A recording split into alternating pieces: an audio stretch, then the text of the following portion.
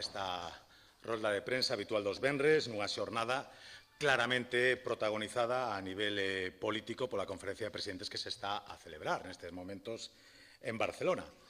Unha conferencia de presidentes na que non temos depositadas demasiadas esperanzas de que se cheguen a acordos, pero, dado que a esperanza é o último que se perde, pois agardamos que finalmente sexa útil e que sirva para avanzar nas cuestións que preocupan realmente ás comunidades. Partíamos dunha convocatoria pechada na que o goberno do señor Sánchez pechaba a orde do día cuestións relacionadas coa vivenda e as universidades, pero finalmente as presións realizadas polos presidentes autonómicos do Partido Popular conseguiron que o goberno de Pedro Sánchez aceptara ampliar esa orde do día desta conferencia para incluir outras cuestións que consideramos prioritarias a maiores da proposta de asuntos feita nun primeiro momento polo Goberno de España. Dende logo que consideramos oportuno que nesa reunión de presidentes se aborden asuntos de tanta importancia como a vivenda ou a formación universitaria e profesional. Pero tamén é fundamental abordar outras cuestións que neste momento ocupan un lugar preeminente nas preocupacións das comunidades, como son as medidas que se deben adoptar para que non se volva a producir o apagón eléctrico que sufrimos hai pouco máis dun mes, como control das fronteiras e da política migratoria, como afrontar o caos existente no transporte ferroviario cun plan de choque urxente de investimentos e coordinación coas comunidades autónomas ou, unha vez máis, reclamando accións para incrementar o número de profesionais sanitarios ou o abono, tantas veces reclamado, do 50% do custo da prestación da dependencia. E todo isto, por suposto, sen esquecer a posta en marcha dun novo modelo de financiamento autonómico tan necesario como demandado polas comunidades autónomas que lles permita facer fronte á prestación dos servicios que piden e merecen os seus cidadáns e que leve aparellado tamén tanto o rexeitamento da proposta da condonación de débeda como o respeto á autonomía tributaria, así como a actualización das entregas á conta que cada mes están supoñer cerca de 130 millóns de euros de custe para as arcas galegas. Estamos á espera de que tanto dende o Bloque Nacionalista Galego como do PSDG fagan público o seu apoio ao presidente Rueda nas demandas que faga nesta conferencia de presidentes para conseguir un financiamento xusto para Galicia. Logo de que o pasado martes se apresuraran tanto a criticar a posible negativa do presidente Rueda e de todos os presidentes autonómicos do Partido Popular a asistir a esa conferencia de presidentes, se non se incorporaban estes asuntos que considerábamos fundamentais como este da reforma do sistema de financiación autonómico.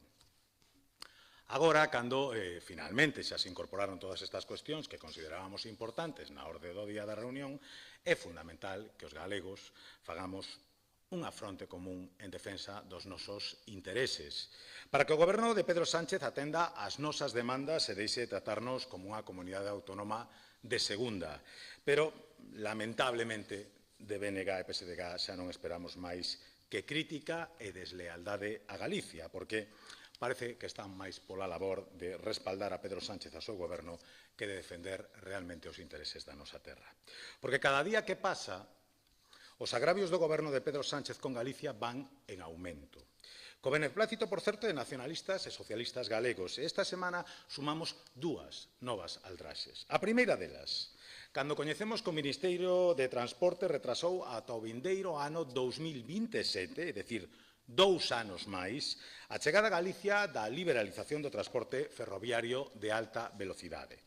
Galicia volve a sufrir o desprezo do goberno socialista e a situala como unha comunidade de segunda, xa que os usuarios da liña entre Madrid e Barcelona, Andalucía ou Levante xa poden gozar dende fai anos das ventaxes e do menor custe logo da liberalización de viaxes no tren de alta velocidade. Logo de que se pospuxera ata 2027 unha liberalización que tiña previsto facer xa durante o primeiro trimestre deste ano 2025. Este novo agravio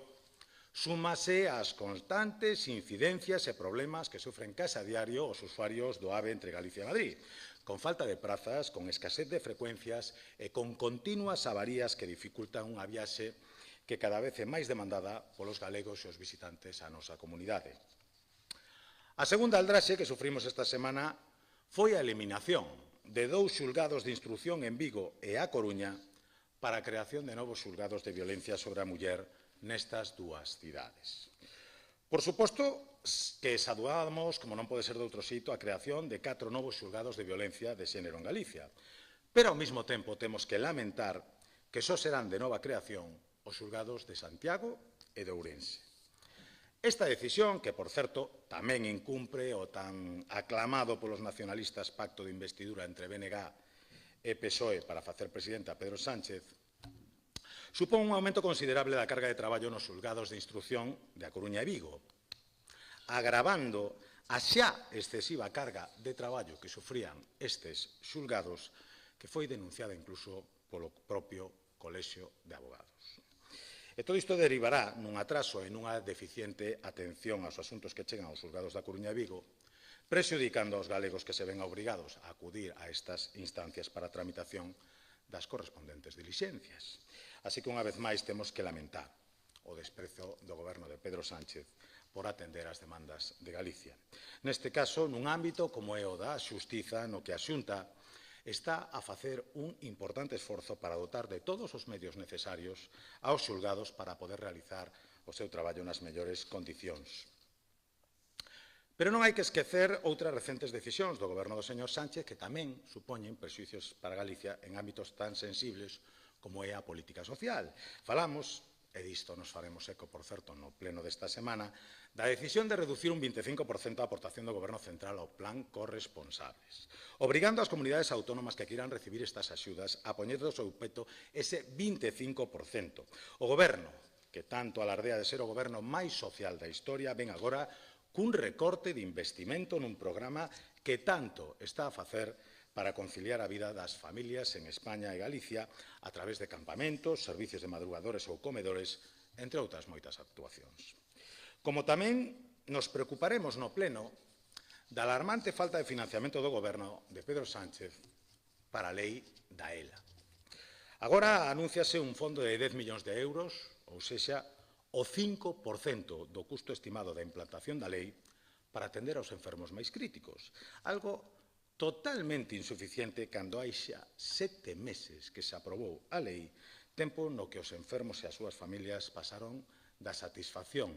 e da esperanza inicial ao pesimismo e a sensación de abandono por parte do goberno do señor Sánchez. Estamos diante dun goberno central máis preocupado pola súa supervivencia, totalmente en mans do independentismo e sumido nos casos de corrupción que día tras día afectan ao propio presidente Sánchez, o seu entorno familiar, os seus máis fieis compañeiros de goberno e de partido, e iso o preocupa moito máis que atender as necesidades de todos os españois, e que parece ser pretende utilizar a conferencia de presidentes para intentar dar unha imaxe de normalidade que non existe, porque o culebrón de Ábalos, de Coldos, de Leires e de Aldamas seguirá día tras día cercando a este goberno para a vergoña de todos os cidadáns do noso país. E con isto non teño máis que engadir, e simplemente me poño á súa disposición para respostar calquera pregunta sobre estes ou outros temas que sexan do seu interés. Quería preguntarle se o grupo parlamentario coñecía tamén no mes de febreiro a denuncia sobre o exconselleiro do Mar. No grupo parlamentario, no que fai referencia ao seu voceiro, tiven coñecimento deses feitos o día en que se fixeron público, que creo recordar foi o pasado mércores, me parece que foi, non? Estamos a venres o pasado mércores, sí.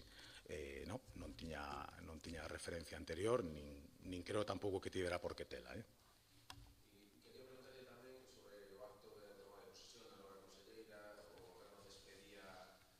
o señor Villares. Cree usted que foi unha despedida axeitada? Creo que no que fai referencia a despedida do señor Villares das súas responsabilidades, a súa actuación foi exemplar. E creo que caben poucas dudas disto, entre outras cousas porque non coñezo ningunha organización política, por certo, que se están manifestando con certa insistencia nestes días, que exixa esa toma de responsabilidades nun momento tan temprano como decidiu o propio señor Villares. E se me permite, Creo que o señor Villares, no primeiro momento en que se abriu unha dilixencia de carácter xudicial, tomou a decisión de renunciar ao seu cargo, de renunciar ao seu aforamento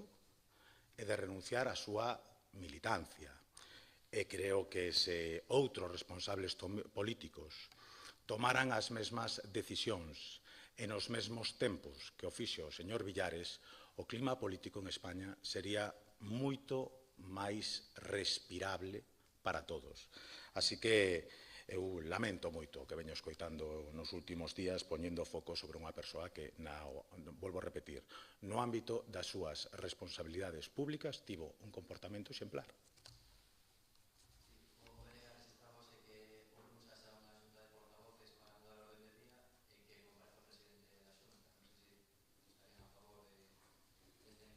Bueno, valoraremos as propostas da Xunta de Portavoces cando se celebre a Xunta de Portavoces. Eu volvo a repetir, me sorprenden estas cuestións, porque estamos a falar dunhas circunstancias que afectan o ámbito estrictamente persoal dun xa exconselleiro que, ata onde sabemos, non ten absolutamente nada que ver coas súas funcións como tal, os asuntos que hoxe forman parte dos intereses da oposición e, polo tanto, descoñezo cal é o interese ou as explicacións que ten que dar o presidente da Xunta, que ata onde eu sei, do coñecemento que ten deste asunto, deu sobradas explicacións, sen que ninguén lle fixera unha pregunta, motu propio, explicando o coñecemento exacto que ten do que fai referencia a esta cuestión que afecta á esfera privada do señor Villares. Volvendo ao acto de Raxoi, creo que esa maneira de arroucar o exconselleiro que pode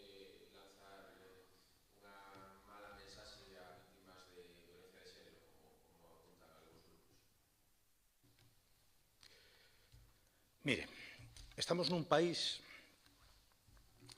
donde a imputada señora Gómez continúa vivindo en Moncloa. O imputado David Sánchez continúa a contar co respaldo inquebrantable do Partido Socialista e do Goberno Socialista. Donde o imputado señor Gallardo disfruta dun aforamento exprés froito da renuncia de 4 dos seus compañeiros de lista.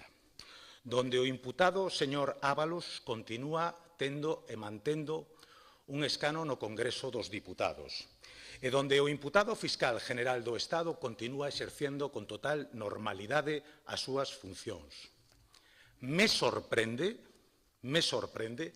que se poña o foco sobre unha persoa que no minuto 1 no que se abriu unha dilixencia xudicial renunciou, volvo a repetir, ao seu cargo, o seu aforamento e a súa militancia. E resulta que esta é a persoa que ten que dar explicacións e a que se lle exixen as explicacións por parte de partidos que levan meses calados ante a onda de corrupción que asolaga o Goberno de España. Hai unha doble vara de medir e unha hipocresía francamente lamentable. Onte, volvo a repetir, creo que hai un agradecemento expreso a actuación respecto das súas responsabilidades públicas de un exconselleiro. E iso, desde logo, non menoscaba absolutamente en ningún grado o respeto que temos polas actuacións xudiciais, o respeto que temos polos dereitos da denunciante e da súa familia e polo respeto que temos polos dereitos do denunciado, incluída a presunción de inocencia, e da súa familia. E eu pediría a todo o mundo que se movese exactamente no ámbito de respeto escrupuloso da legalidade que está facendo o Goberno galego, este Grupo Parlamentario Popular e todo o Partido Popular de Galicia. Algúnha cuestión máis? Non? Pois moitísimas gracias e nos vamos vendo en seguintes citas.